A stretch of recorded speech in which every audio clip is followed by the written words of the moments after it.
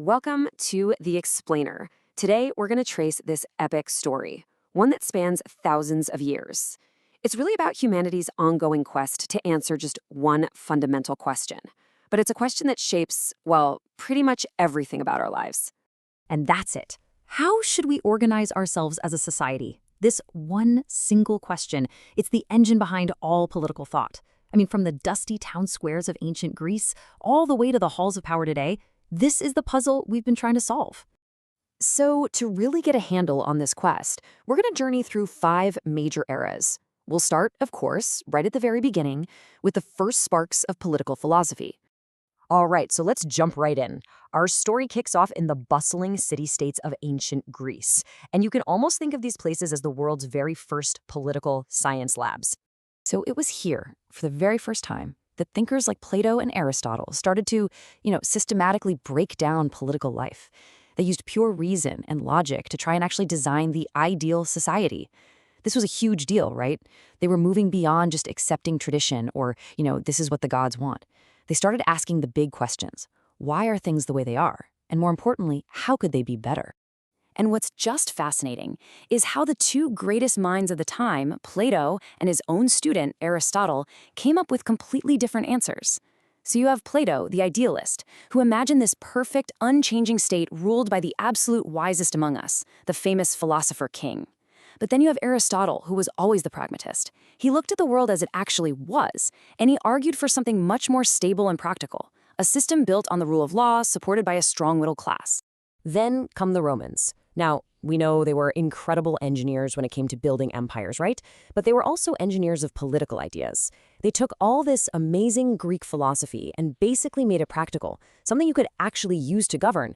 So you get thinkers like Cicero, who introduced these concepts that would just echo for centuries. Things like natural law, this idea that certain rights are universal for everyone, everywhere. And then there's the truly radical notion of consent of the governed. Think about that. It means a government is only legit if its people actually agreed to be ruled by it. That was a game changer. Okay, so this classical world of reason, it was about to be completely turned on its head. As the Roman Empire started to crumble, a new, incredibly powerful force rose up to take its place, and that was the Christian Church. And for the next 1,000 years, pretty much the entire Middle Ages, that core question of politics just shifted dramatically. It wasn't about what's the most rational society anymore. Instead, the question became, what society best aligns with God's will?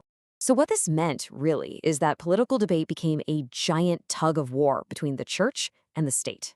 Who really had the ultimate authority here on earth? Was it the Pope or the Emperor? And you had thinkers like Thomas Aquinas who tried to build a kind of bridge between these 2 worlds. He argued that faith and reason weren't enemies at all, but were just different paths to understanding God's divine order. But, after centuries of looking to the heavens for answers, that pendulum, it started to swing back. What came next was a series of intellectual earthquakes that would once again put humanity right back at the center of its own story. It happened fast. First, you get the Renaissance, this incredible rediscovery of the classical reason of Greece and Rome. Then boom, the Reformation comes along and shatters the universal authority of the Catholic Church. And right after that, you have the Enlightenment, which just championed reason and individual rights above everything else. The medieval world, it was pretty much over. And this new era, man, it produced thinkers who were just shockingly modern. Take Niccolo Machiavelli. He looked at politics and saw a strategic game, totally separate from old-school religious morality. He basically argued that a ruler has to look at power not as it should be, but as it is. The number 1 goal, maintain the state, whatever it takes. And all of this leads to the birth of a concept that we totally take for granted today, the sovereign state. It's this simple but powerful idea that a nation is the supreme authority within its own borders. It's not answering to some outside power like an emperor or a pope. This right here, this is the foundation of our entire modern world order. Okay, so with the state now supreme, a brand new question pops up. And this one is going to spark revolutions. The question is this: if the state holds all this power, where does it actually get the right to that power? The answer that came back was one of the most powerful ideas in all of history, the social contract. The theory basically says that a government's power doesn't come from God. It's not a divine right.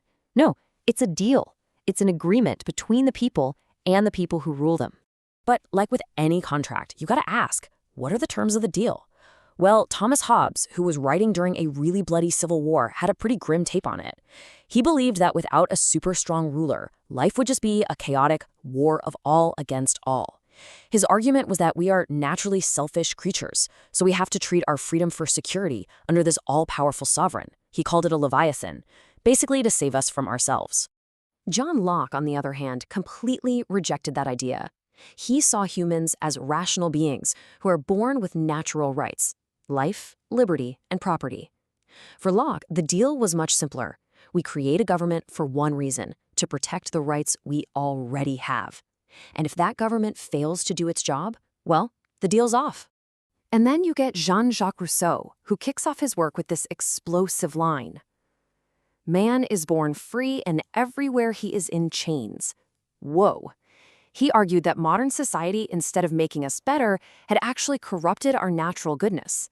So for Rousseau, the only legitimate government was one that followed the general will of the people, creating a society where the citizens are truly in charge. So you've got these three competing visions, right?